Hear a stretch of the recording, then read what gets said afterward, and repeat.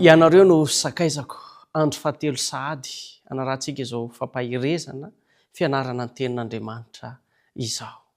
Hotonona aminao ny fiadanan'ny tompo sy ny fahasoavany ary samy atsapa ny fitantanan'ny tompo mandrakariva isika tsiraray avy amin'izao fotoana ianantsika izao.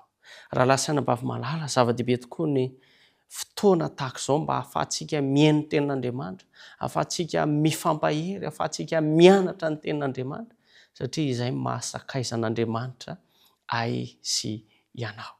Ankehitriny dia andro fahatelo ka salamo fahatelo amby roapolo andininy fahatelo no hojerentsika dia hoe mamelombelona ny fanahyko izy, mitarika ahy amin'ny lalan'ny famarinana no ny anarany izy. Inona indray no hevitra izany hoe mamelombelona ny fanahyko izy?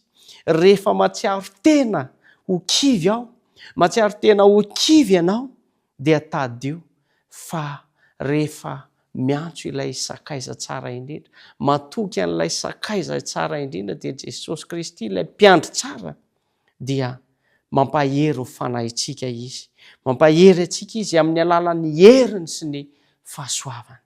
Koa aoka atoky azy, aoka hitoky azy, aoka ho tsapantsika sy ho fantatsika, hiainantsika izany fananantsika ilay sakaiza tsara indrindra izany dia Jesosy Kristy izany, ilay mpiandry tsara. Mitarika ahy amin'ny alalan'ny fanan'Andriamanitra dia mitarika antsika izy, mitarika antsika amin'ny lalana tsara ary izany no mahatonga antsika hoe aoka angataka ny fanahy masina mandrakariva satria izy manolontsaina antsika, mampahery antsika, manampy antsika, mananatra antsika ka tonga antsika ho amin'ny famonjena, tonga antsika mba hanana fiadanam-po sy fiadanan-tsaina na dia miaina ao anatin'ny fotoan-tsarotra azy isika amin'izao fotoana izao.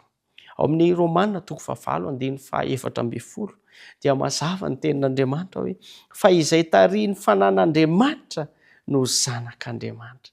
Mazava ho azy fa izay zanak'Andriamanitra no sakaizan'Andriamanitra, izay tarihin'ny fanan'Andriamanitra no sakaizan'Andriamanitra, sakaizan'i Jesosy Kristy. Ka ho tanteraka amin'izay tarihin'ny fanan'Andriamanitra ny teny fikasany dia manana mpiandry tsara isika, manana sakaiza tsara isika dia Jesosy Kristy.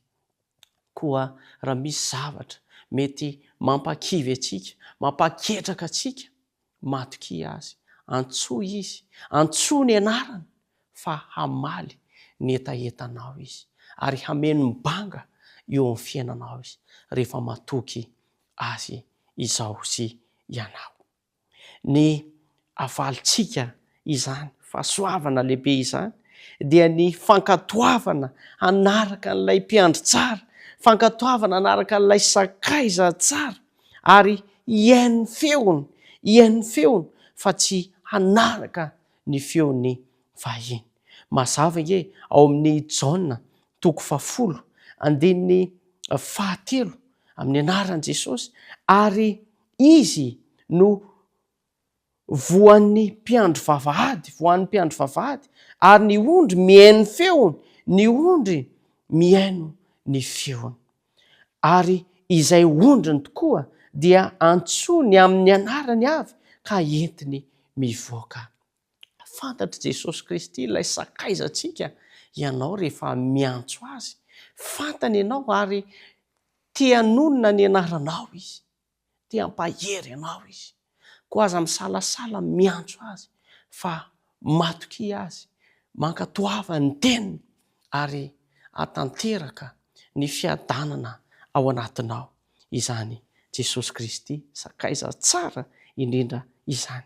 Ary ao amin'ny 5 dia hoy izy manao hoe ary ny vahiny tsy arahiny.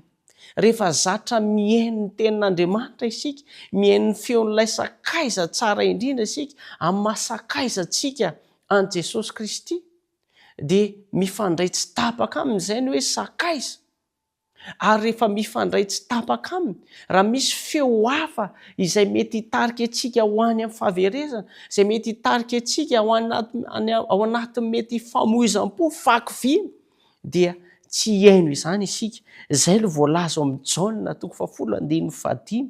Ary ny vahiny tsy arahany fa andosirany satria tsy fantany ny feon'ny vahiny. Rahalahy sy anabavy malala, ny feon'i Jesosy Kristy ataovy betsaka ao am-ponao. Ny feo rehetra izay mety tsy hampahery anao, mety hampiasa olona ny devoly mba tsy hampahery anao, ahatonga anao mety tsy ho amin'ny fiadanam-po, ahatonga anao mety ho any amin'ny fahaverezana, mety hampiasa olona izy, mety hampiasa fomba maro samihafa izy. Aza miaino ireny feo ireny, ireny ilay feo vahiny. Faoka ny feon'i Jesosy Kristy, ny tenin'i Jesosy Kristy ilay sakaizantsika no hitoetra betsaka ao anatintsika, ka ahery mandrakariva isika, miroso hatrany ny diantsika, ary tsy maintsy ho tafavoaka isika, dia ho todi-soa ho amin'ny lanitra vaovao sy ny tany vaovao. Hitodi-soa ho amin'ny famonjena, ka tsy ho kivikivy, tsy ho ketraka, fa ahery mandrakariva. Ka ninonina kasaitsika, ninonina fanindrintsika, dia ho tanterahan'ilay sakaiza tsara indrindra izany, satria mihaino feony isika, ka lalana hitondratsika ho amin'ny famonjena, hitondrantsika ho amin'ny fahasoavana sy ny fiadanana no man'ilay sakaiza tsara indrindra. Ampahery anao ne izany teny izany, ary hitoetra betsaka ao am-ponao ny teny Kristy, ka hamelombelona ny fanahinao, hitarika anao amin'ny fahasoavana, hitarika anao amin'ny fiadanana. Rahalahy sy anabavy malala, hivavaka anao aho amin'izao fotoana izao. Andriamanitro, tsapanay tokoa tamin'ity anio ity, fa manana sakaiza tsara indrindra izay, manana mpiandry tsara izay voalaza tao amin'ny salama. Engane, mba ho toso ho tanteraka amin'ny fiainanay ny teninao, ary hanana fankatoavana betsaka anao izay eo amin'ny fiainanay, ary izany fankatoavanay anao izany no hitarika anay ao anatin'ny fifaliana anaty, ao anatin'ny fiadanam-po, ao anatin'ny fiadanan-tsaina. Eny, na dia misedra olana maro samihafa amin'izao fiainana izao azy izay, dia ho tsapanay fa manana sakaiza tsara indrindra izay, manana Andriamanitra lehibe eo amin'ny fiainanay izay tsiraray avy.